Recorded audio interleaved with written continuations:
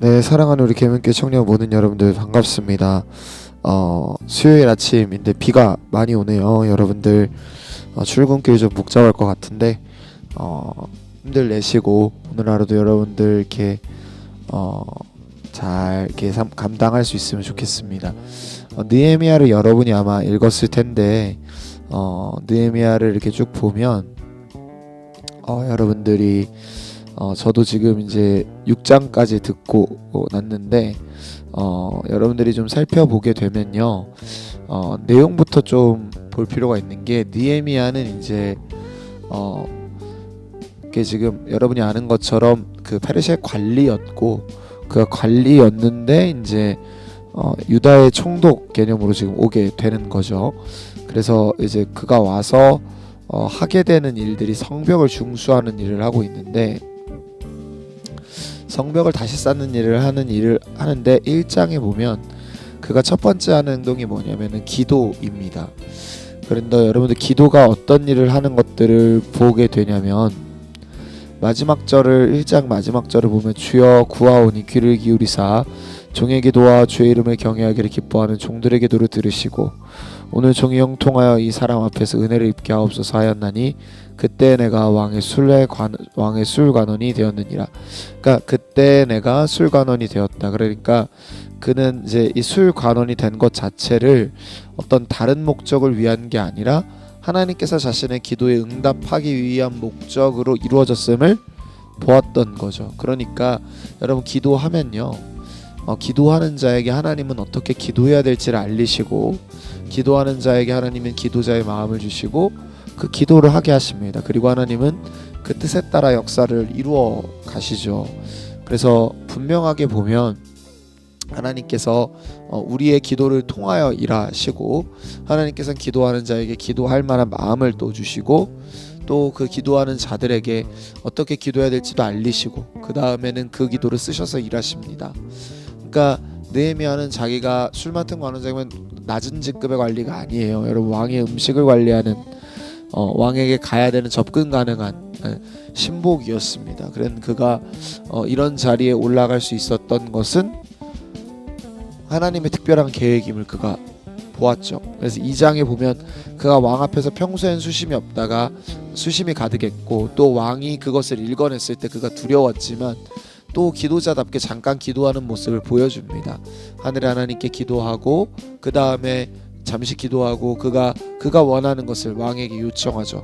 그러니까 하나님의 선한 손이 그를 위하여 일하시어서 그 일들을 이뤄 나가시는 것들을 또한 보여줍니다. 그런데 참 독특하게 오른 사람, 여러분들 보면 이제 10절입니다. 오른 사람 산발락과 종이었던 암몬 사람 도비아가 이스라엘 자손을 흥화하게 하려 하는 사람이 왔다 함을 듣고 심히 근심하더라 라고 합니다. 여러분, 하나님은 어떤 일을 이렇게 순적하게 이뤄가시는 것도 있지만 분명히 많은 순간, 특별히 어느 우리가 한 지점을 넘어설 때, 그러니까 우리가 어떤 한 포인트를 넘어서야 할 때 그것들의 역치를 허락하시는 것 같아요.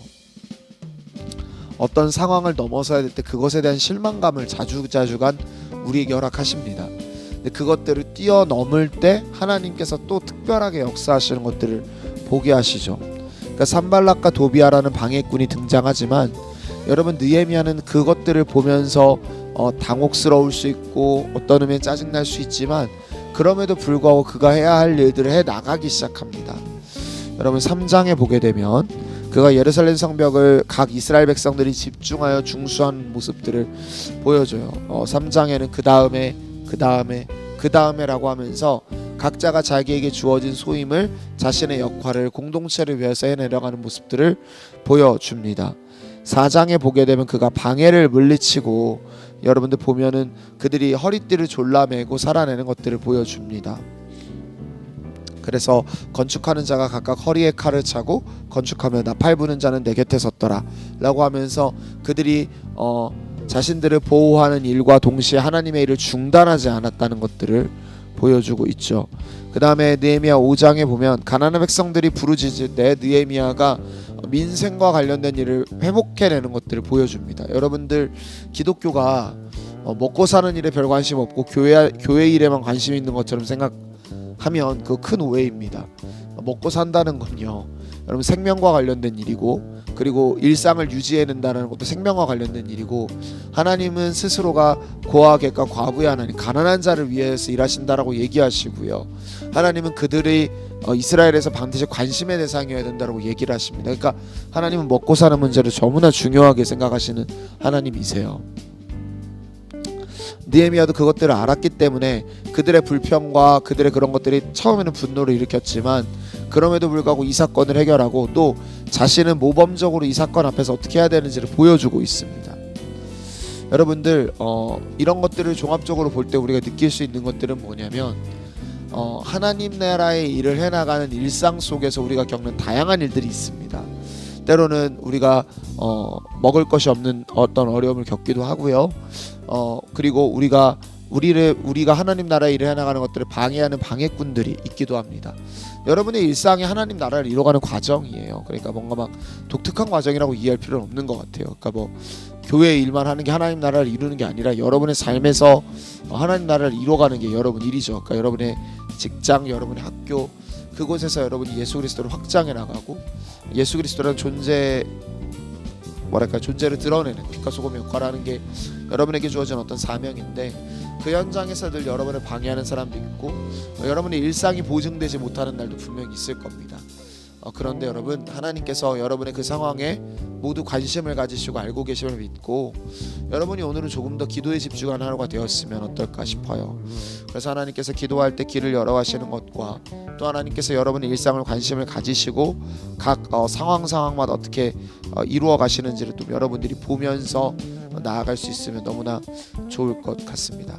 여러분이 오늘 하루를 그렇게 살아낼 수 있기를 주님의 이름으로 축복합니다. 기도할까요?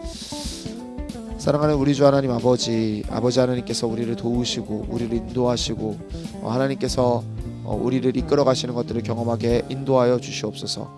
하나님 아버지, 간절히 구하옵나니 우리가 하나님 나라의 일을 이루어갈 때 우리를 방해하는 산발락과 도비아 같은 존재도 있고, 때로는 이스라엘 백성들처럼 먹고 사는 문제 때문에 좌절과 낭망이 다가온다 할지라도, 그럼에도 불구하고 나아가고 그럼에도 불구하고 걸어가는 자들이 될 수 있도록 여호와여 도우시고 인도하여 주옵소서.